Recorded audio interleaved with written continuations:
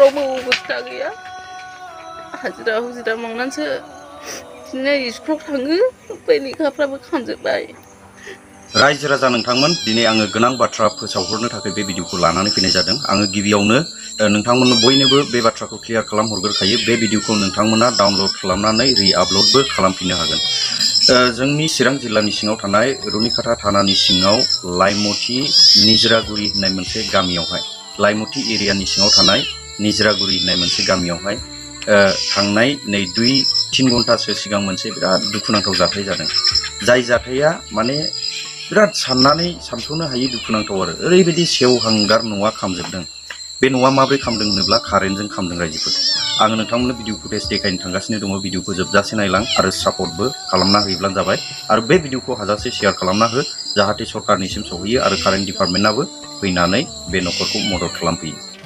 आलामि निजरागुरि गामियावहाय कारेन्टजोंहाय माबादों कारेन्टआनो खामब्लावजोबदों माबा सर्ट जानानैहाय ओमफ्राय दा साइकेलाबो गंनै बिसिनि लेखा फरायनायफ्राबो लेखा सेस खामाजोबनाय न'खरावबो अबस्था गैया हाजिरा हुजिरा मावनानैसो बिदिनो स्कुलाव थाङो ओमफ्राय लेखाफ्राबो खामजोब्बाय।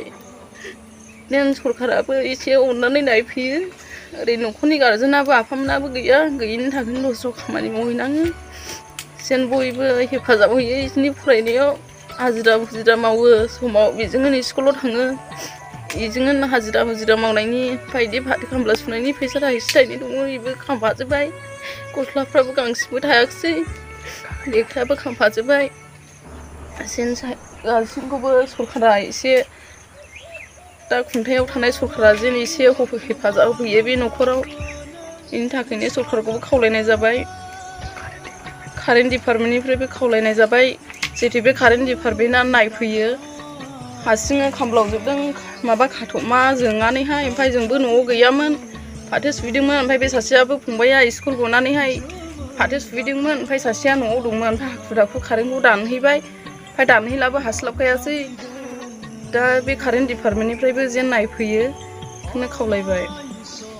न'खरावबो गैया अबस्थाफ्रानो बिदिनो खस्थ'यैनो माबानाङो जेन बयबो न'आनो गैले नै थानोबो मय थानाय मय फरायबावनाय लेखा गांसेबो थायाखिसै। साइकेल गंनै नस्थ' जाबाय साइकेलजोंसो थांखायोमोन दा बिसोरो माजों माबाबावनाय बिसिना गंसेबो गैले।